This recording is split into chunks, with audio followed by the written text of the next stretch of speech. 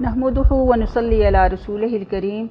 اعوذ باللہ من الشیطان الرجیم بسم اللہ الرحمن الرحیم رب اشرح لی صدری ویسر لی امری واحلل عقدۃ من لسانی یفقہوا قولی۔ اب ہم آخری پارہ 30ویں پارے کا آغاز کرتے ہیں اور دیکھیں کہ اس میں بھی اپنے دل کو بالکل تیار کریں اور تصورات میں وہ ساری چیزوں کو لے کر آئیں جو ان صورتوں میں اللہ رب العالمین ہمیں سکھا رہے ہیں اور سمجھا رہے ہیں، اور یہ بھی ذہن میں رکھیں ان صورتوں کو پڑھتے ہوئے اور اس میں جو چھپے ہوئے مضامین اور جو اہم اسباق ہیں اس کو یہ ذہن میں رکھیں کہ پیچھے پورا قرآن ہم نے پڑھا، اس میں بے شمار اللہ تعالیٰ نے ہمیں بہت سی چیزیں کرنے کا حکم دیا، بہت سی چیزوں سے روکا، اور آخر میں ان صورتوں کو رکھنے کا مقصد، حالانکہ نزولی اعتبار سے یہ ساری صورتیں بہت ہی ابتدائی دور کی صورتیں ہیں، قیام مکہ کے ابتدائی دور کی صورتیں، تو اس میں رکھنے کا مقصد یہ ہے کہ انسان اگر ان سارے احکامات کو جھٹلائے گا، اللہ رب العالمین کی سچی اطاعت نہیں کرے گا، اللہ کے رسول کی بات نہیں مانے گا، تو پھر انجام جو ہے ایسا ہو سکتا ہے۔ اس لیے ان صورتوں کو پڑھتے ہوئے اپنے انجام پہ غور و فکر کرنا چاہیے اور ان سارے انجام بد سے بچنے کی پوری کوشش کرنی چاہیے۔ 30ویں پارے کا آغاز، چونکہ اس میں صورتوں کی تعداد زیادہ ہے اور ہم بہت ہی مختصر انداز میں کچھ صورتوں کے بارے میں اس پہ گفتگو ہوگی اور اس میں اس کے اہم مضامین کو ہم اس کا جائزہ لینے کی بھی کوشش کرتے ہیں۔ اس کا آغاز سورہ نبا سے ہوتا ہے۔ سورہ نبا میں اللہ تعالیٰ نے قیامت کی گھڑیوں کا ذکر کیا ہے کہ قیامت کی آمد ایک بہت بڑی خبر ہوگی۔ آپ دیکھیں کہ سورہ نبا بھی ان صورتوں میں سے ہے جس کے بارے میں نبی صلی اللہ علیہ وسلم نے فرمایا کہ ان صورتوں نے مجھے بوڑھا کر دیا ہے، کیونکہ اس میں قیامت کے مناظر کی تصویر کشی جو ہے وہ بہت ہی کھلے اور واضح انداز میں کی گئی ہے۔ اور پھر اللہ تعالیٰ فرماتے ہیں کہ یہ ایک بہت بڑی خبر ہوگی جس کی آمد سے قبل بہت سے لوگوں کو اس کے ہونے کے بارے میں شبہات اور اختلافات تھے۔ اس صورت میں اللہ تعالیٰ نے اپنی بہت سی نشانیوں کا بھی ذکر کیا کہ کس طرح اس نے زمین کو ہمارے لیے بچھونا بنایا، آسمان کو چھت بنایا، کس طرح اس نے رات کو لباس اور دن کو معیشت کے لیے کھلا جو ہے وہ بنایا، روشن بنایا، اور کس طرح اس نے ہمیں جوڑوں کی شکل میں پیدا کیا۔ پھر اس صورت میں اللہ تعالیٰ نے جہنمیوں کی سزا کا بھی ذکر کیا کہ کس طرح وہ ہزارہ سالوں تک جہنم میں ہی پڑے جلتے رہیں گے۔ اللہ تعالیٰ ہمیں جہنم کی آگ سے بچائے اور نیکی اور جنتیوں والے عمل کرنے کی توفیق عطا فرمائے۔ پھر سورۃ النازعات ہے، اس میں اللہ تعالیٰ ارشاد فرماتے ہیں کہ جو اپنے پروردگار کے سامنے کھڑا ہونے سے ڈر گیا اور جس نے اپنے آپ کو خواہش کی پیروی، لیکن خواہش ہی ہے جو انسان، خواہش نفس جو ہے انسان کو گڑھے میں گراتی ہے، تو اس کا اگر انسان نے اپنے آپ کو بچا لی تو اس کا ٹھکانہ جو ہے وہ جنت ہوگا۔ بنیادی طور پر انسان کی ہلاکت کا سب سے بڑا سبب جو ہے یہی ہے کہ جو انسان کی اپنی خواہشات ہوتی ہیں، اگر وہ اپنی خواہشات پر قابو پا لے گا تو بہت ہی بڑا کامیاب اور کامران ہو سکتا ہے۔ اللہ تعالیٰ ہمیں یہ سب کرنے کی توفیق عطا فرمائے۔ پھر سورہ عبسہ بہت ہی اہم صورت ہے اور اس صورت میں اللہ تعالیٰ نے تھوڑا سا ایکسٹینڈڈ بھی بتایا اور اس میں یہ بتایا کہ جس شخص کے دل میں ہدایت کی طلب ہے اور جو ہدایت حاصل کرنا چاہتا ہے، خواہ وہ دنیاوی اعتبار سے کتنا ہی کم کیوں نہ ہو، اس کی ویلیو اللہ کی نگاہ میں بہت زیادہ ہے اور ہمیں بھی اسی کو ویلیو جو ہے وہ زیادہ دینی چاہیے۔ اس کے مقابلے میں متکبر اور سرکش، چاہے وہ دنیاوی اعتبار سے بڑے چودھری یا بڑے سردار ہی کیوں نہ ہو، لیکن اگر ان کی نگاہ میں دین کی ویلیو نہیں ہے تو اللہ کی نگاہ میں بھی ایسے لوگوں کی کوئی قدر و قیمت نہیں ہے۔ پھر اس میں اللہ تعالیٰ نے قیامت کی گھڑیوں کا ذکر کرتے ہوئے یہ بھی ارشاد فرمایا کہ قیامت کا جب دن آئے گا تو بھائی یوم یفر المرء من اخیہ، کہ بھائی اپنے سے بھاگے گا، وہ ابیہ، اور بیٹا اپنے والدین سے، اور بیوی اپنے شوہر سے بھاگے گی، اور والدین اپنے بیٹے سے بھاگے گے۔ ہر کسی کی خواہش ہوگی کہ وہ آگ سے بچ جائے، یعنی ہر ایک کو نفسی، ہر ایک کو اپنی ہی جان کی فکر جو ہے پڑی ہوگی اور وہ اس خواہش میں ہوگا کہ میرے بدلے میں کسی اور کو پکڑ لیا جائے۔ تو یہ بڑا ہی ہولناک وقت ہوگا، اس وقت کے آنے سے پہلے ہمیں تیاری کرنی چاہیے۔ اللہ ہمیں نیک عمل کرنے کی توفیق عطا فرمائے اور اس دن کی سختیوں سے بچائے۔ پھر سورہ تکویر ہے، اس صورت میں بھی اللہ تعالیٰ نے قیامت کی ہولناکیوں کا ذکر کرتے ہوئے ارشاد فرمایا کہ قرآن مجید کل کائنات کے ان لوگوں کے لیے نصیحت ہے جو صراط مستقیم پر چلنا چاہتے ہیں، اور کوئی بھی انسان اللہ تعالیٰ کی مرضی کے بغیر جو ہے وہ ہدایت اور صراط مستقیم کے راستے پر گامزن نہیں ہو سکتا ہے۔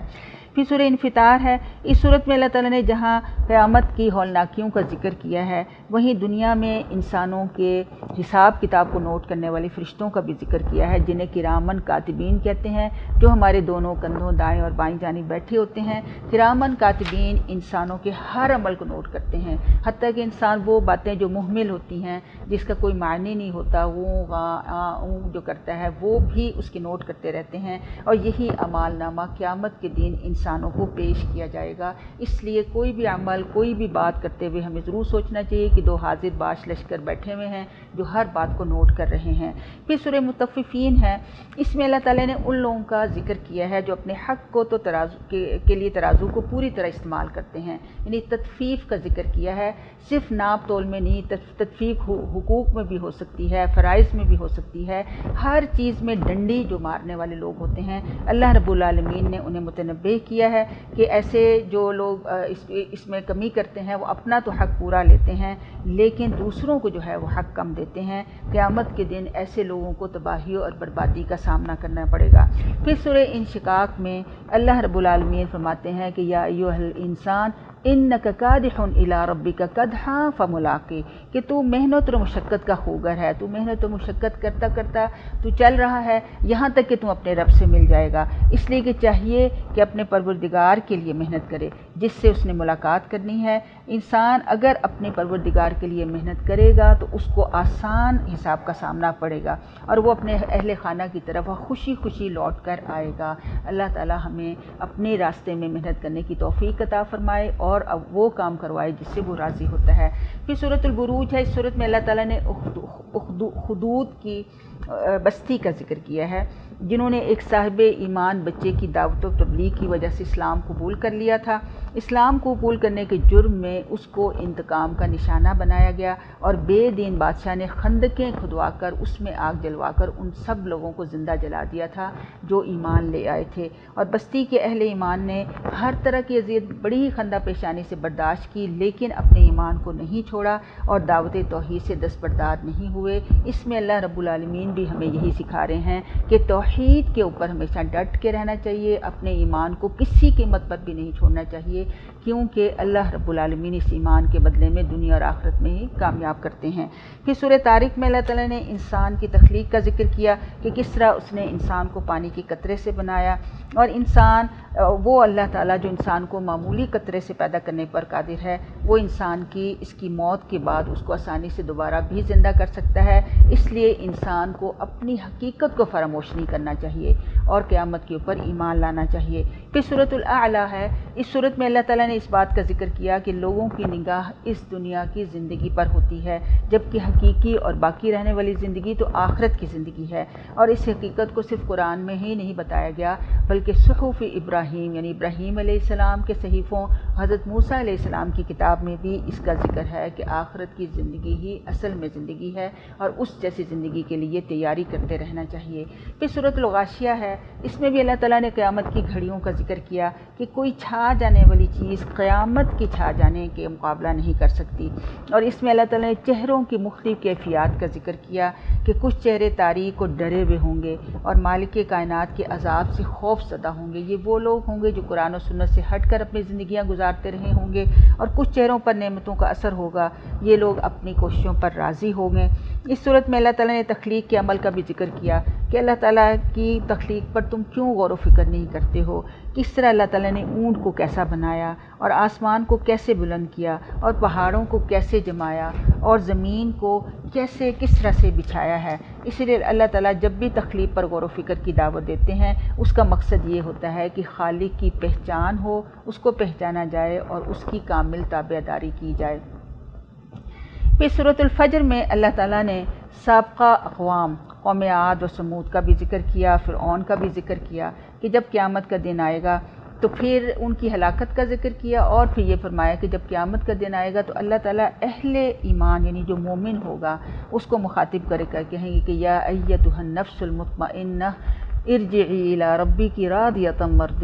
مرضیہ فادخلی فی عبادی وادخلی جنتی، کہ اے مطمئن جان اپنے پروردگار کی طرف راضی ہو کر پلٹ جا اور میرے بندوں اور میری جنت میں داخل ہو جائے۔ اللہ ہمیں یہ نفس مطمئنہ عطا کرے۔ اور نفس مطمئنہ کون ہوتا ہے؟ نبی صلی اللہ علیہ وسلم کی حدیث کے مطابق کہ وہ نفس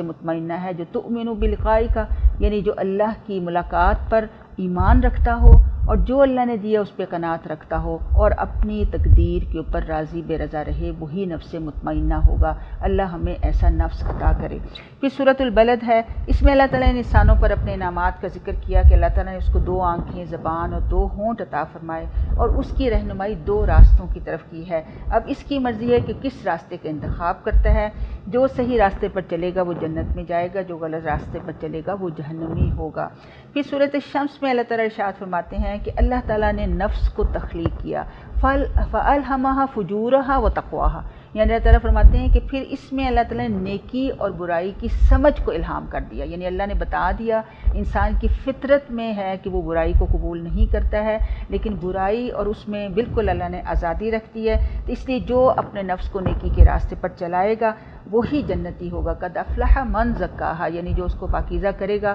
وہ کامیاب ہوگا، اور قد خاب من دساہا، اور جو نفس کو آلودہ کرے گا وہ تباہ و برباد ہو جائے گا۔ پھر سورۃ اللیل ہے، اس میں اللہ تعالیٰ فرماتے ہیں، اس میں بھی 2 لوگوں کا ذکر ہے، تقدیر کے اوپر ایمان کا ذکر ہے۔ اللہ تعالیٰ فرماتے ہیں کہ جس نے صدقہ دیا، نیکی کی تصدیق و تائید کی، اس کے لیے اللہ تعالیٰ آسان راستے کو ہموار کر دیں گے، یعنی جنت کا راستہ، اور جس نے بخل کیا اور اچھی بات کی تکذیب کی، اللہ تعالیٰ اس کے لیے مشکل راہ یعنی جہنم کے راستے کو ہموار کر دیں گے۔ اس کو اس طرح سے بھی سمجھیں کہ صحابہ کرام نے نبی صلی اللہ علیہ وسلم سے پوچھا کہ اللہ کے رسول، آپ کہتے ہیں کہ تقدیر لکھی جا چکی ہے، اب ہم کیا عمل کریں کہ ہم کیسے، سب کی جنت و جہنم لکھی جا چکی ہے۔ آپ صلی اللہ علیہ وسلم نے اسی صورت کی تلاوت کی اور کہا کہ تم عمل کیے جاؤ، جو تمہارا انجام ہوگا اسی عمل کی اللہ تمہیں توفیق دے گا۔ تو اگر ہمارے دل جو ہیں حق کی طرف جاتے ہیں، ہم حق کی تصدیق کرتے ہیں، اس کے مطابق کرتے ہیں، تو سمجھیں کہ انشاءاللہ جنت میں ہم جائیں گے۔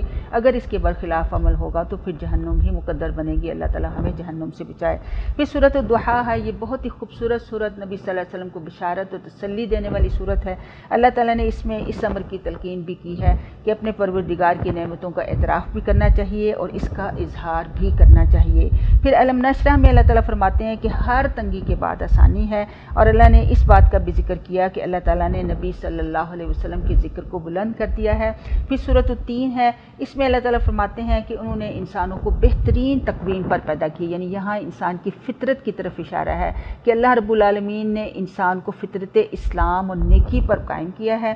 تو جو لوگ ایمان اور عمل صالح کے راستے سے ہٹ جاتے ہیں وہ در حقیقت اپنی فطرت کو دبا دیتے ہیں، اللہ رب العالمین نے ان کو بدترین مخلوق میں تبدیل کر دیا ہے۔ پھر سورہ علق میں